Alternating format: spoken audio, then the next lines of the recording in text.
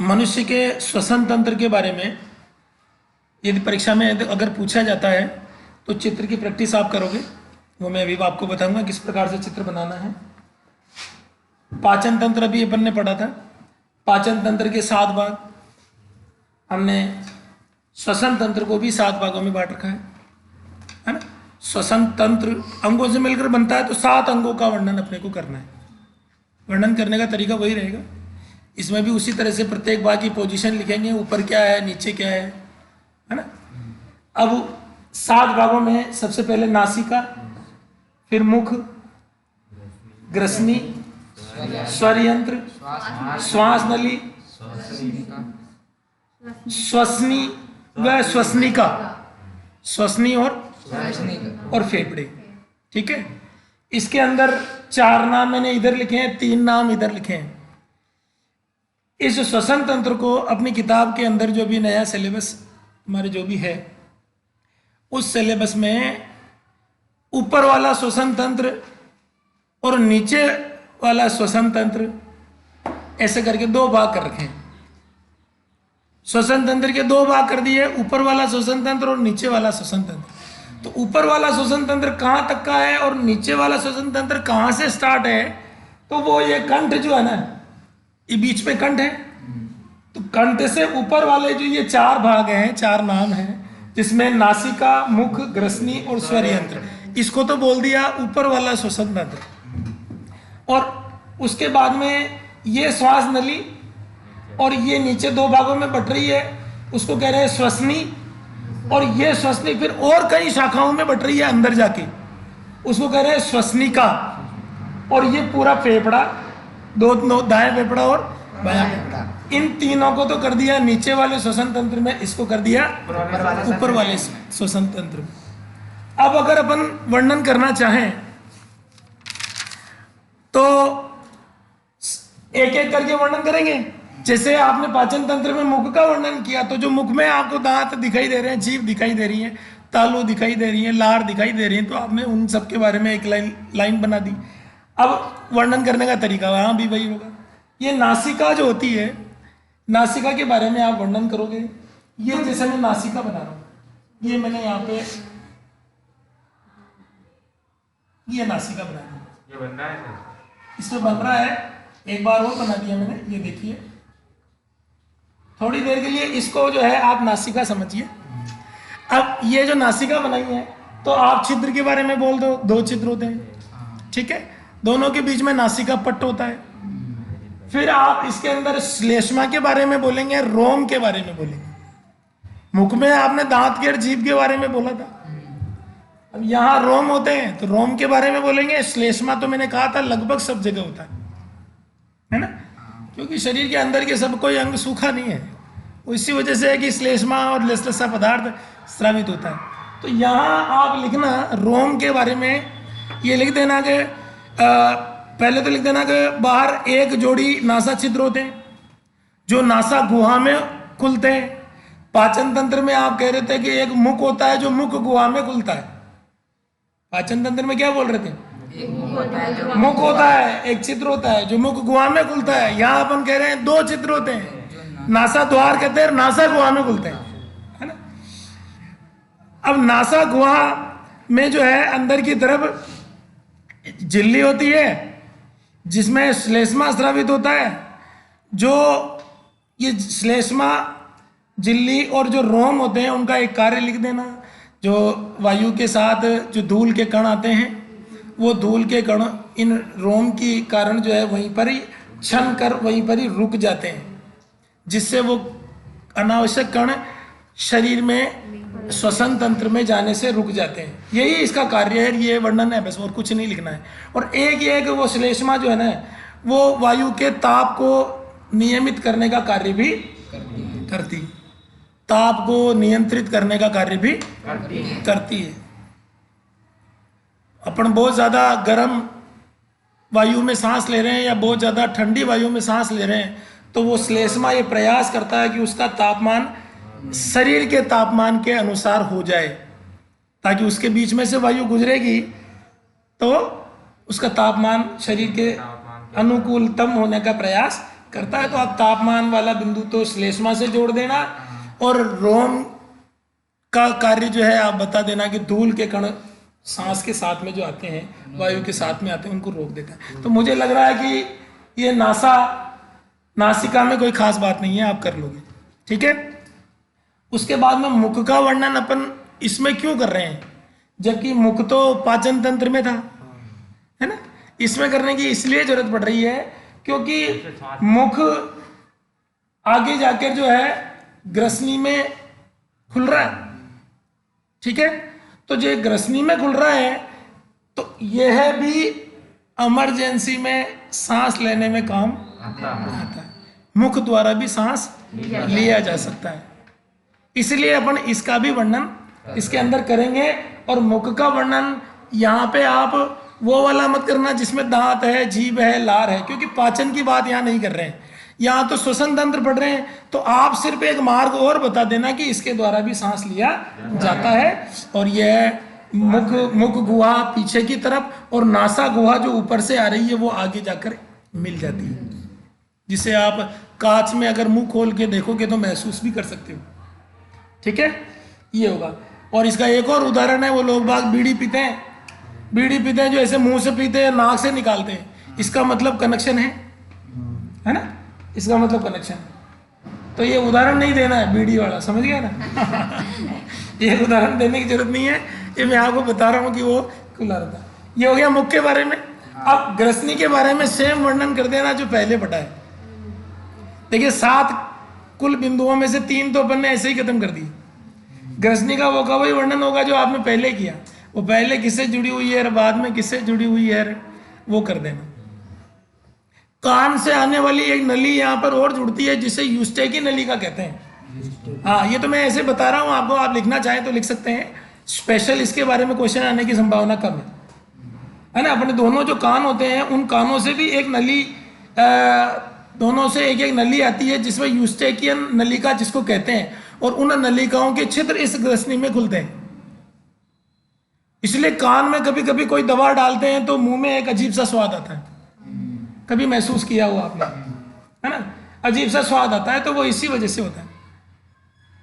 तो ये बात आप उधर पाचन तंत्र के अंदर जो है ग्रसनी वाली डिटेल में डाल सकते हो, इधर भी डाल सकते हो। तो ये 3 वर्णन तो मुझे लग रहा है कि ऐसी कोई बात नहीं है जो अपन ने नहीं सीखी हो, अपने को पहले से ही पता है, ठीक है। अब आ जाओ स्वर यंत्र। स्वर यंत्र, ये जो ग्रसनी होती है ये आगे जाके 2 भागों में बट जाती है, आगे जाके 2 भागों में बटेगी, सही। एक भाग तो पाचन तंत्र स्टार्ट करेगा और दूसरा भाग जो है श्वसन तंत्र स्टार्ट करेगा। तो पाचन तंत्र इधर वाली नली तो अपन ने फिनिश कर दी थी, अब अपन ये नली को कंप्लीट कर रहे हैं। तो ये नली में शुरू में क्या आ गया, कंठ, स्वर यंत्र, स्वर यंत्र आ गया ना। अब स्वर यंत्र तो नाम से ही पता लग रहा है ना, ऐसा यंत्र जिसकी वजह से स्वर पैदा होता है।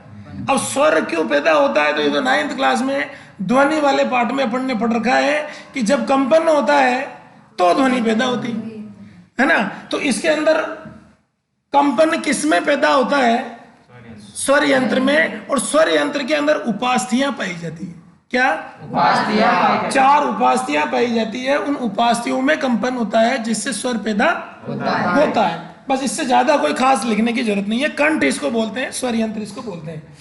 इसका आप इस वजह से याद रखोगे कि इसके ऊपर वाला भाग तो सारा का सारा ऊपरी श्वसन तंत्र हो गया, और इसके नीचे वाला भाग नीचे वाला श्वसन तंत्र होगा। अब कंठ जो है नीचे किस में खुलता है, श्वास नली में, श्वास नली में ही खुलेगा। उधर आपने क्या बोला था, ग्रास नली, क्या बोला था। मैं बार बार उससे कंपैरिजन इसलिए कर रहा हूं ताकि आपको पता लगे कि वर्णन का पैटर्न कोई खास मतलब सेम है ना। बातें थोड़ी थोड़ी सी कहाँ कौन सी बात जोड़नी है वो पता होना चाहिए। तो वहां ग्रास नली थी तो वहां उधर भोजन आया था, इधर श्वास नली है तो इधर सांस आएगी, यानी कि वायु आएगी, ठीक है। अब वहां आपने बोला था क्रमाकुंचन की गति होती है, क्या बोला था, यहाँ आप बोलना कि ये श्वास नली भी लंबी होती है, पतली होती है, और इसकी एक विशेषता लिख देना ताकि इसका वर्णन बढ़िया बन जाएगा। इसमें सी आकार के उपास्थि छल्ले पाए जाते हैं, जिससे वायु की अनुपस्थिति में यह नली पिचकती नहीं है। वायु की अनुपस्थिति में नली पिचकती नहीं है। ये सी आकार के छल्ले याद रख लेना, 2 लाइन और बन जाएगी। आगे जाके ये 2 भागों में बट रही है, आगे जाके दो भागों में बट रही है, नाम लिखना है, केवल नाम लिख देना। उन्हें श्वसनीय कहते हैं। दाई श्वसनी और बाई श्वसनी। दाई श्वसनी दाएं फेफड़े में जाती है और बाई श्वसनी बाएं फेफड़े में जाती है। फेफड़े का वर्णन तो आप करेंगे, लेकिन अभी आप इस नली को और आगे बढ़ाओगे, और आगे बढ़ाओगे, और आगे बढ़ाओगे, और आगे बढ़ाओगे, अंतिम में आप कूपिका में खोलोगे। किस में खोलोगे? ये मैंने यहाँ पे छोटी छोटी सी कूपिकाएं बना रखी है, ये बना रखी है ना, अंगूर के गुच्छे के जैसी कूपिकाएं बना रखी है। आप ये चित्र भी अवश्य बनाएं ताकि इसके बारे में लिखना आप भूले नहीं। जब अपन कोई चित्र बना देते हैं तो परीक्षा में लिखते समय वो चित्र सामने होता है, तो अक्सर सबसे पहले बात दिमाग में वही आती है जो दिखाई दे रही हो, यही होता है ना। इसलिए मैं चित्र बनाने की सलाह पहले देता हूं कि सबसे पहले तो आप चित्र बना दो, ताकि उसके अंदर जो दिख रहा है कम से कम वो तो मैटर बन ही गया आपका। तो आप चालू नली को कहां से कर रहे हो? श्वसनी से। ये एक श्वसनी है, श्वास नली है, इसका क्या नाम है? श्वास नली। और अंतिम भाग कौन सा है? कूपिका। इसके बीच में क्या हो रहा है? इसके बीच में एक नली दूसरी में खुल रही है, दूसरी नली तीसरी में खुल रही है, तीसरी चौथी में खुल रही है, चौथी पांचवी में खुल रही है। इनका नाम बदलता जा रहा है, इनका नाम बदलता जा रहा है। शायद 3 नाम तो आपको यहीं पे ही पता लग रहे हैं। इसको तो अपन श्वास नली कह रहे हैं, इसको अपन ने श्वसनी कह दिया, इसको अपन ने श्वसनिका कह दिया, उसके आगे अपन श्वसन श्वसनिका कहेंगे। ये मैं एक साथ इसलिए निपटा रहा हूं ताकि आपको ये पता रहे कि जिस तरह से पेड़ होता है, उस पेड़ के नीचे ही नीचे तो एक तना होता है, उससे 3 शाखाएं बड़ी बड़ी निकल जाती हैं, या 2 शाखाएं बड़ी बड़ी निकल जाती है, या 2 शाखाएं मान लो, क्योंकि अपन ने यहाँ 2 शाखाएं निकल रही है, आप ही समझ लो 2 बड़ी बड़ी निकल जाती है, फिर उस 2 से और बड़ी बड़ी निकल जाती है, फिर उससे और निकल जाती है, उससे और निकल जाती है, अंतिम में पत्ती लग जाती है, अंतिम में पत्ते लग जाते हैं। बस उसी पेड़ को आप उल्टा कर दो, उसी पेड़ को आप उल्टा करोगे ना, तो ये एक तरह से ट्री पोर्शन ही है। कूपिका क्या हो गई? पत्ती। अब आपके दिमाग में इसका स्ट्रक्चर समझ में आ गया होगा। अच्छा वर्णन करने के लिए आप उनके नाम लिखते जाओ। सबसे पहले श्वास नली होती है, 2 भागों में बढ़ती है, उनको श्वसनी कहते हैं। यह श्वसनी दाएं फेफड़े में बाएं फेफड़े में चली जाती है। प्रत्येक फेफड़े में जाने के बाद पेड़ की शाखाओं के समान इसकी कई शाखाएं हो जाती है। उन शाखाओं का नाम आपने श्वसनिका कह दिया। वो और पतली पतली शाखाओं में विभाजित हो जाती है, उनको श्वसन श्वसनिकाएं कहते हैं। मैंने नाम नहीं लिखा इसमें, है ना, चार्ट में जगह कम थी, मैंने श्वसन श्वसनिका नाम नहीं लिखा। और ये क्या साइज पतली होती जाएगी, पतली होती जाएगी, और अंतिम में किस में खुल जाएगी? कूपिका में। जब आप ये वाली बात लिखोगे तो ये संरचना हो गई, इसी को ही संरचना कहते हैं। समझ गए ना? तो ये आपने इस 5वें नंबर का वर्णन आराम से कर दिया। 6ठे नंबर का वर्णन ये हो गया, श्वसनी और श्वसनिका के बारे में वर्णन हो गया। और जब आप इसके बारे में वर्णन करोगे तो कूपिका बता दोगे, अंतिम में कूपिका होती है। अब फेफड़ों के बारे में लिखना है तो फेफड़े के बारे में जो अपने को चित्र में दिखाई दे रहा है 2-3 बिंदु, तो सीधे सीधे वो लिख दो। 2 होते हैं फेफड़े, एक जोड़ी होते हैं, एक दाईं ओर होता है, एक बाईं ओर होता है। कोमल होते हैं, स्पंजी होते हैं, कोमल होते हैं और स्पंजी होते हैं। और एक और लिख देना इसकी पोजीशन, हमारे शरीर में पोजीशन भी लिख देना कि ये जो फसलियों का जो पिंजरा होता है, यहां से आप महसूस भी कर सकते हो ऐसे, है ना। ये फसलियों का जो पिंजरा होता है, उस पिंजरे के अंदर वक्षीय कंकाल पढ़ेंगे अपन। अगर मान लीजिए बोन्स जब आप पढ़ोगे ना, उसको बोलते हैं वक्षीय कंकाल। तो ये वक्ष वाला कंकाल है, इसके अंदर सुरक्षित होता है। हृदय भी इसमें सुरक्षित होता है। ये तो वर्णन अच्छा लिखना चाहो आप, पोजीशन लिखना चाहो कि मान लीजिए फेफड़े होते कहाँ, क्यों, तो फिर वहां होने से क्या फायदा है? वो सुरक्षा ज्यादा है। तो पिंजरे के अंदर आप हृदय को और ये सारे अंगों को, फेफड़े को अगर अंदर रख रखा है तो वो ज्यादा सुरक्षित होते हैं। तो बात याद आ जाए तो लिख देना। ये लिखने के बाद में आप एक डायफ्राम के बारे में लिखना। ये नीचे डायफ्राम के ऊपर टिका रहता है, दोनों फेफड़े डायफ्राम के ऊपर टिके रहते हैं। ये उल्टा इस तरह का शेप जैसा दिखाई दे रहा है चित्र में, वैसा ये चित्र होता है। अब आप बताओ समझ में आया नहीं आया? आ गया ना? ये चित्र आप बना देना, ऑटोमेटिक समझ में आ जाएगा। यहां तक तो बात समझ में आ जाती है। इसके बाद में क्या? वायु नासा द्वार से अंदर घुसेगी। नासा द्वार से अंदर घुसने के बाद में वो कहां कहां जा रही है वो आपको इसलिए अच्छी तरह से पता है क्योंकि आपको पूरा ही रूट मालूम है। पूरा रूट मालूम है। बिचौलिया से अपनी मान लीजिए भिलवाड़ा जा रहे हैं तो आप बोलोगे, मान लीजिए कहाँ जाओगे? बिचौलिया बस स्टैंड जाओगे, फिर सलावटे जाओगे, फिर आरोली जाओगे, फिर कहाँ जाओगे, मैनाल, जो भी रूट है। तो जिसको रूट पता है वो एक मार्ग लिख देगा, तो यहाँ मार्ग ही लिखना है। आप स्टार्टिंग से लगा के लास्ट कूपिका तक का मार्ग लिख दोगे ना, इसका मतलब वायु अंतिम ही अंतिम में कहाँ आ गई। अब उसके बाद क्या होता है जो सुनो, जब आप क्रिया प्रणाली समझाओगे ना, संरचना तो हो गई यहाँ तक खत्म, 7 बिंदुओं के बारे में वर्णन कर देना, संरचना खत्म होगी। लेकिन जब क्रिया प्रणाली समझाओगे तो आपको यह भी तो समझाना पड़ेगा कि वायु अंदर क्यों गई, बाहर क्यों आई, और कूपिका के बाद में उस वायु का क्या हुआ। ठीक है, तो वायु कहाँ पहुंचा दी भैया आपने, वेरी कूपिका में पहुंचा दी। अब मैंने आपको पहले ही कह दिया था कि जब अपन ने पाचन तंत्र पढ़ा था तो वो क्षुद्रांत के अंदर पचित भोजन कहाँ चला गया था, पचित भोजन था ना, वो कहाँ गया था, ब्लड में गया था भाई। ब्लड कोशिकाएं, ब्लड सेल्स जो है वही ले जाएगी। तो यहाँ ऑक्सीजन को कोशिकाओं तक पहुंचाना है, ऑक्सीजन को कोशिकाओं तक पहुंचाना। हमारे शरीर की जितनी भी कोशिकाएं हैं उन प्रत्येक कोशिका को पोषण भी चाहिए, श्वसन के लिए जो है अपन ये श्वसन से जो ऑक्सीजन लेते हैं वो ऑक्सीजन भी चाहिए। अब उनको भोजन क्यों चाहिए, ऑक्सीजन क्यों चाहिए, क्योंकि वो कोशिकाओं में ऊर्जा का निर्माण होगा। अब ऊर्जा क्यों चाहिए, हमारे शरीर के अंदर जितनी भी क्रियाएं होती है उन सब क्रियाओं को संपन्न करने के लिए ऊर्जा आवश्यक है। ऊर्जा सारा सिस्टम कहाँ चलेगा, कोशिकाओं में, उपापचय क्रियाएं जिनको बोलते हैं। ठीक है, ये इतना सारा इसमें लिखने की जरूरत नहीं है, मैं स्टोरी समझा रहा हूँ आपको। ठीक है, तो ऊर्जा बनानी है तो फिर ऑक्सीजन भी वहां पहुंचानी पड़ेगी। तो ऑक्सीजन कहाँ तक आ गई भैया, कूपिका तक तो आ गई। अब कूपिका तक आने के बाद में आगे क्या होगा, इस प्रक्रिया को आप समझना। यहां मैंने लिख रखा है वायु कूपिका, यहां मैंने लिख रखा है सेल सैनिक कोशिकाएं। ये क्या है, सेल सैनिक कोशिकाएं। यह मैं चौक से कर देता हूं। तो ये तो है नासा द्वार, नासा द्वार से वायु को कहां पहुंचाया आपने, कूपिका में पहुंचाया, कूपिका में पहुंचा दिया। और कूपिका से ये है वायु जाएगी सेल्स में, कोशिकाओं में जाएगी, यानी पूरी बॉडी में, पूरी बॉडी में जाएगी।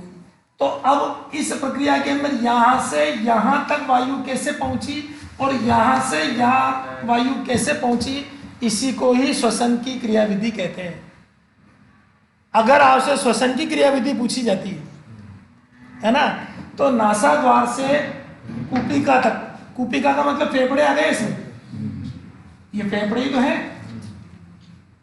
तो इसको बोलते हैं बाह्य श्वसन। क्या बोलेंगे, बाह्य श्वसन। ये आपके लिए हो गया बाह्य श्वसन, ये हो गया आपके लिए आंतरिक श्वसन।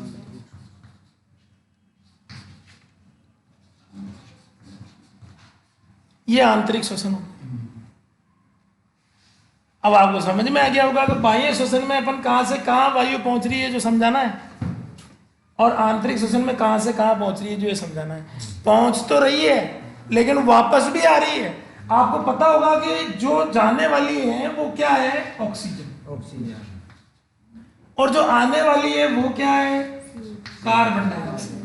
क्या है, कार्बन डाइऑक्साइड अपनी बॉडी को नहीं चाहिए तो वो बॉडी उसको वापस बाहर निकालती है। ठीक है, अब मैं आपको समझाता हूं कि ये बाह्य श्वसन कैसे होता है। ठीक है,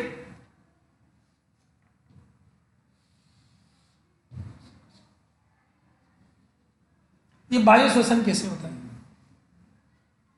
तो बाह्य श्वसन के लिए ये क्लियर हो गया, अच्छे तरह से समझ में आ गया ना। अब मैं आपको ये समझाता हूं बाह्य श्वसन कैसे होता है। तो उसके लिए इसको थोड़ा सा उधर पकड़ लेंगे ना, नहीं इसको ऐसे पकड़ लेंगे, हाँ ऐसे। ठीक है, अब थोड़ी देर के लिए इसके लिए एक उदाहरण लेते हैं अपन।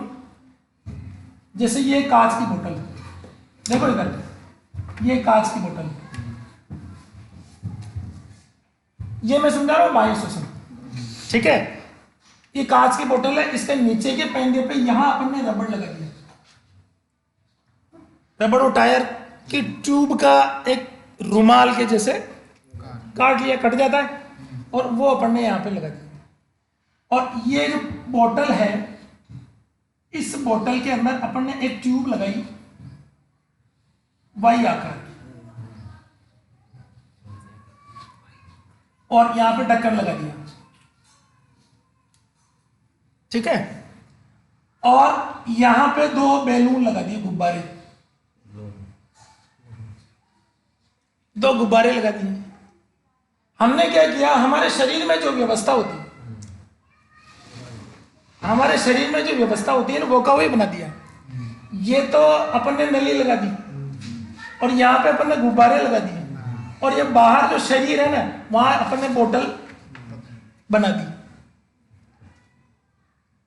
आप इसको तो बोलना डायफ्राम,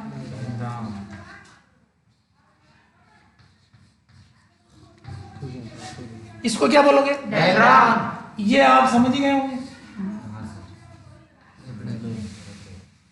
ये क्या है? ये फेफड़े। इसके बारे में बोलने की जरूरत नहीं, पता है क्या है? ये नली कौन सी है? श्वास। ये दोनों नलियां श्वसनिका। कौन सी? श्वसनिका। श्वसनिका, इसके अंदर वाले को बोलना ये दोनों श्वसनिका, आगे और बढ़ेगी वो श्वसनिका, ठीक है। अब अपने को क्या पढ़ना है? नासा द्वार से वायु कुपिका तक कैसे पहुंची, इसी में ही कुपिका है। अब इसका वर्णन करने के लिए आप देखना, ये जो बॉडी है, इसको थोड़ी देर के लिए आप फसलियां समझोगे। ये 12 जोड़ी फसलियां होती, ये जो बॉडी है ना, यहां तो अपन ने कांच की बोतल ले ली, इसको समझना आप फसलियां। क्या समझोगे? फसलियां। तो अब जैसे ही श्वास अंदर आती है,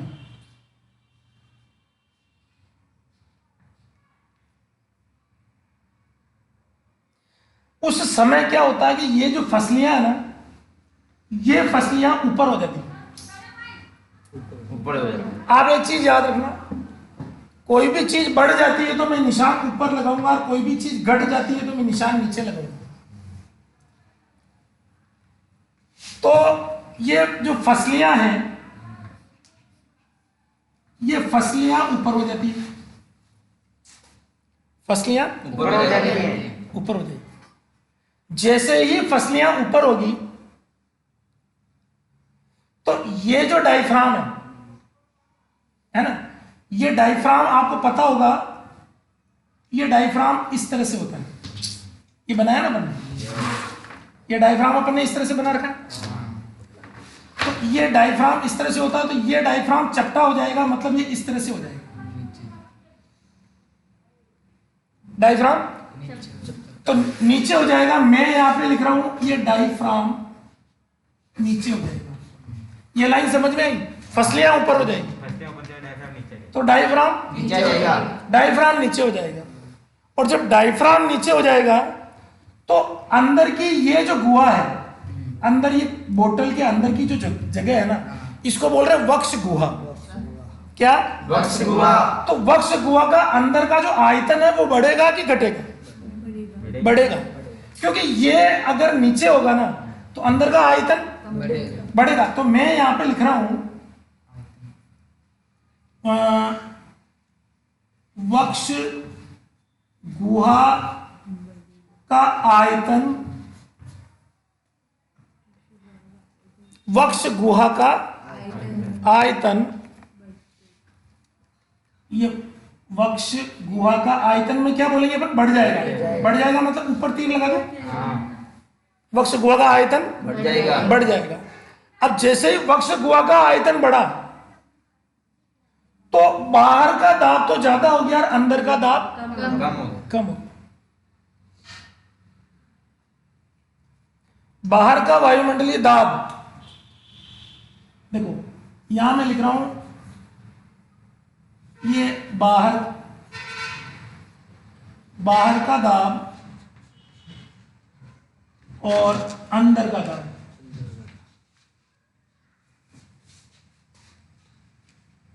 अंदर दाब,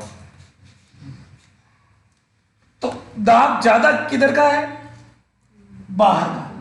बाहर का दाब तो ज्यादा हो जाता है, अंदर का दाब, तो फिर वायु बाहर से अंदर की ओर प्रवेश करेगी, क्योंकि अधिक दाब से कम दाब की ओर वायु स्वतः जाती है।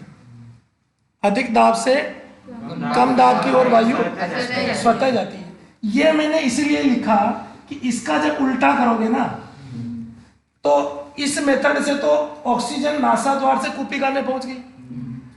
जब आप इसका उल्टा लिखोगे तो वायु कूपिका से नासा द्वार द्वारा बाहर चली जाएगी। ये नासा द्वार का मतलब ये बाहर ही है। ये बाहर से तो वायु कहाँ आएगी? नासा द्वार में। नासा द्वार से कहाँ जाएगी? बाहर जाएगी। अब बताओ क्लियर हुआ कि नहीं हुआ? हो गया।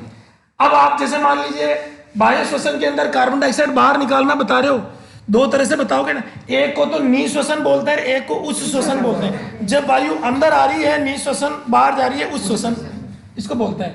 तो अब उसका बाहर निकालने वाला समझना, फसलियां नीचे जाएगी, उल्टा बोलना है ना। अब अपन उल्टा बोलेंगे, फसलियां नीचे जाएगी तो डायफ्राम ऊपर, मतलब पहले जैसा हो जाएगा। अब डायफ्राम ऊपर हो जाएगा तो वक्ष गुहा का आयतन कम हो जाएगा। Very good. वक्ष गुहा का आयतन कम हो जाएगा, और वक्ष गुहा का आयतन कम हो जाएगा तो अब की बार परिस्थिति उल्टी बताएंगे कि बाहर का दाब तो कम हो जाता है और अंदर का दाब बढ़ जाता है। तो जब अंदर का दाब बढ़ जाता है तो वायु किधर से किधर? अधिक दाब से कम दाब की ओर जाएगी, क्योंकि अंदर दाब ज्यादा बता रहे हो आप। अधिक दाब से कम दाब की ओर वायु जाती है। यह स्वतः होता है, भौतिक विज्ञान के नियमानुसार ये तो प्रक्रिया अपने आप ही होगी।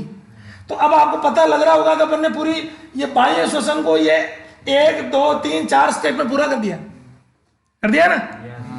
तो ये मेथड आप सीख लेना। एक साइड का याद कर लो तो दूसरी साइड का हो गया, तो ये निपट गया और ये याद हो ही गया, ये याद हो ही गया, क्योंकि इसके अंदर तो अपने को जो है कूपिका से कोशिका में जाती है और कोशिका से, ये आपको समझ में आ गया होगा।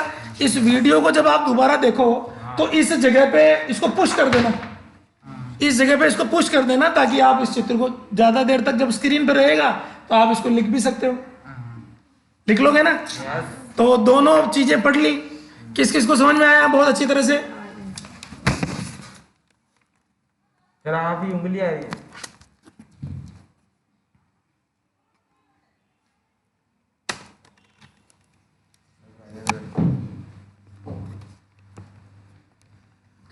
ठीक है, क्लियर?